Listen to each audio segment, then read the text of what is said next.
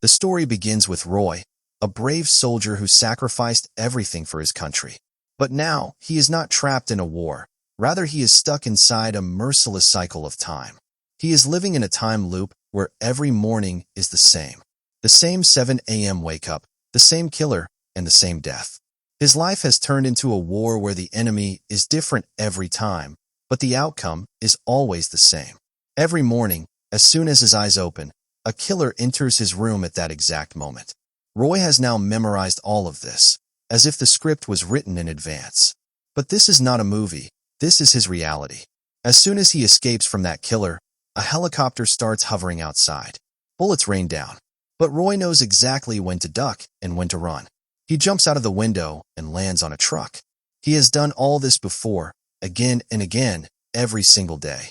But the more he runs, the more new enemies keep appearing. 2 mysterious women start chasing his car, and after a long pursuit, they finally kill him, and everything starts all over again.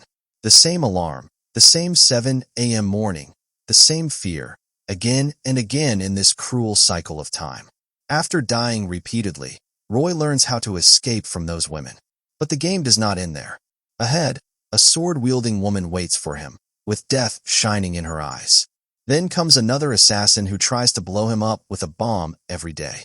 And even if he survives all of them, another one appears, far stronger, with a clear intention to finish Roy once and for all. Then come 2 German soldiers armed with guns, showering him with bullets. And even if Roy manages to survive their gunfire, a face appears in front of him, his own face, his own moves, like a shadow. We call him Roy number 2. Roy has to die every single day. Someone always kills him. Every attempt, every escape, every fight only buys him a little time, not relief. And in this endless routine, one name slowly begins to echo in his breath, his wife. His only comfort, his only hope. She is the only one who knows about this time loop. She is the only one who can understand his pain and fear. One day, he calls her, but the call is answered by his boss, who coldly says that she met with an accident. She is no more. That moment feels like it tears his soul apart. Every day, he reaches the same hotel where a girl sits, the same one he watches from a distance. He likes her, but never gathers the courage to say anything. There is a boy who always tries to guide him on the right path. He explains that life is not just about fighting, it is about living, and that fighting evil does not mean we become evil ourselves. But Roy's eyes remain fixed only on that girl. He ignores the boy's words, and then the clock strikes 12:48. Screams crash against the hotel walls. Many people come to kill him. He runs, he hides, but in his mind, old memories keep echoing. The days when time was not looping, when his wife was alive, and love was just a phone call away. Now he understands that none of this is happening without a reason.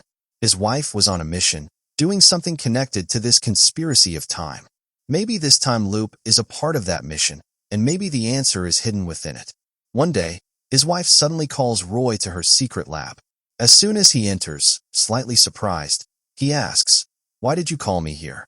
Is something wrong?" She looks into his eyes and smiles softly, saying, "Our company is hiring new people. I thought I should give you a chance as well."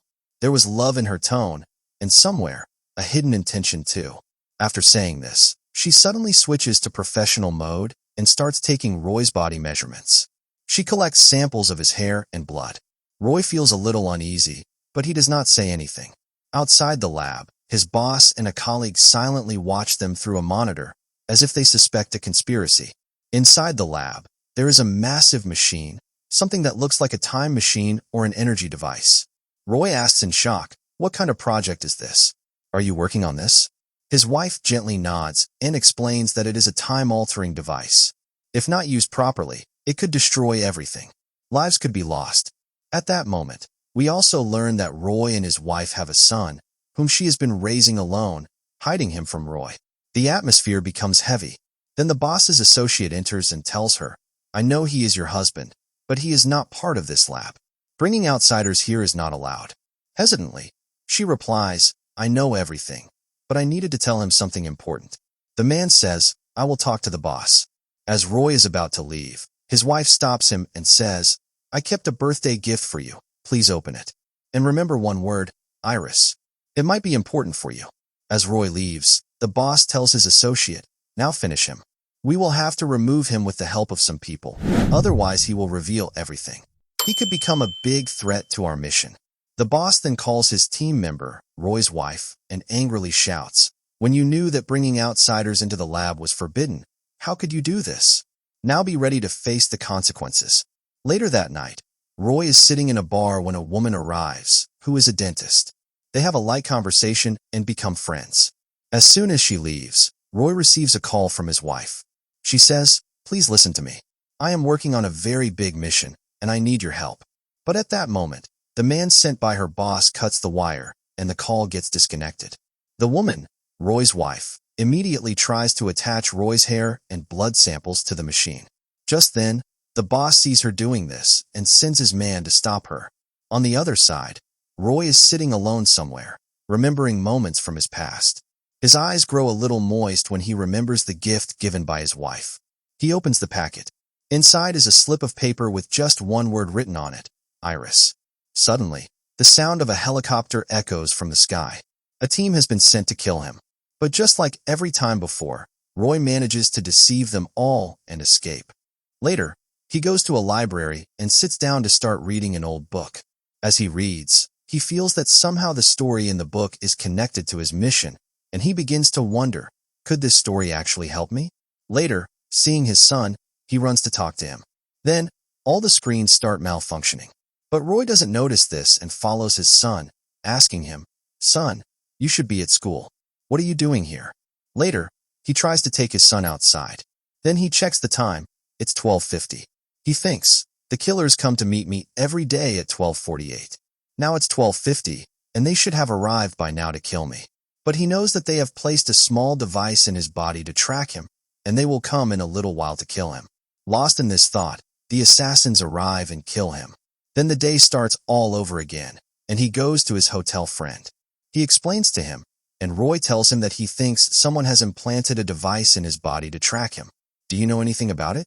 And tell me, in which part of my body is it placed?" His friend tells Roy that he doesn't know much, but it is definitely implanted in the teeth. Later, Roy begins to remember the past. When he met the dentist girl, she had spiked his drink.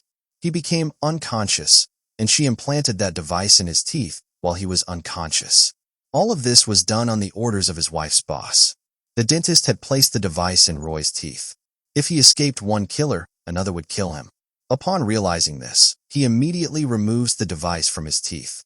Later, Roy too appears and kills him. The next day, Roy wakes up. Obviously, it is a new morning. The device is in his mouth, which he removes. The same dentist is there, and she asks him who told him to do this.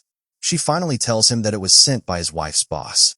Roy continues to use this device to kill the assassins. He calls one assassin and dials his wife's boss's number. He says, "You killed my wife, and I'm coming for revenge."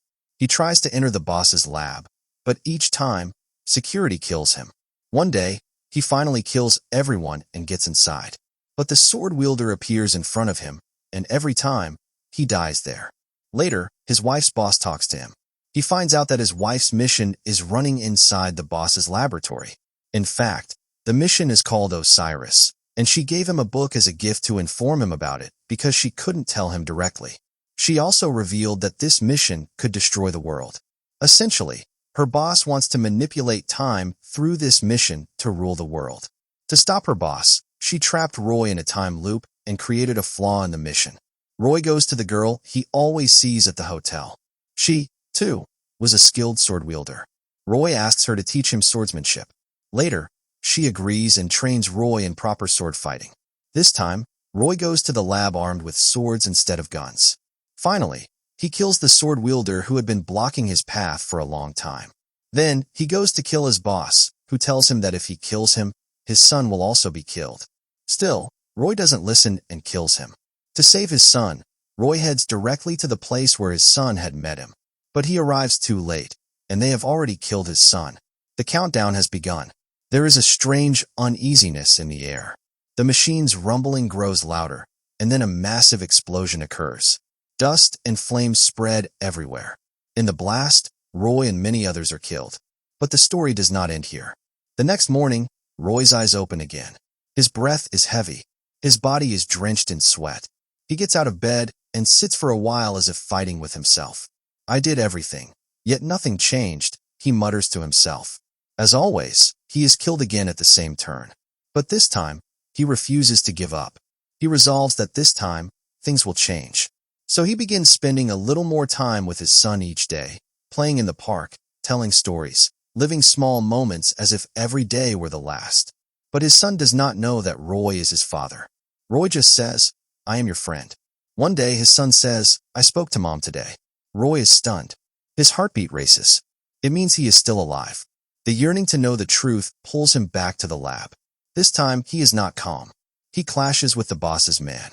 Beating him, he shouts, "Where's my wife?" Terrified, the man reveals everything. He had sabotaged the machine so the mission would fail. For this, the boss had him killed. Exactly at 7:14, Roy understands that now there is only one chance. He sacrifices himself so that he can come back alive at 7 a.m. the next morning. Now he has only 14 minutes to save his wife. As the helicopter comes to take him, Roy jumps in without wasting a second. Upon reaching the lab, like a blazing inferno, he kills all the enemies one by one. His only goal is to reach his wife before 7:14. Finally, when he reaches his wife, she looks into his eyes, her eyes filled with tears, and in a trembling voice, she says, "Roy, I am sorry. I had to trap you in the time loop. But I had no other way. I couldn't tell you everything because every move of mine was being watched. I have fed your blood and hair samples into the machine so that you could control the mission at the right moment. If you enter that mission, time will reset itself. You will be free from the time loop, from all of this." Roy looks into her eyes. Their eyes meet. The moment seems to freeze. "I always wanted you to be a good person," she says. Roy just smiles. His eyes also become moist, and then he says goodbye to her. Now, no one can stop him. He heads toward the mission, the place where it all began, and where now everything will finish. And with this, the story comes to an end. If you enjoyed it, make sure to hit the like button and don't forget to subscribe to the channel. Thanks.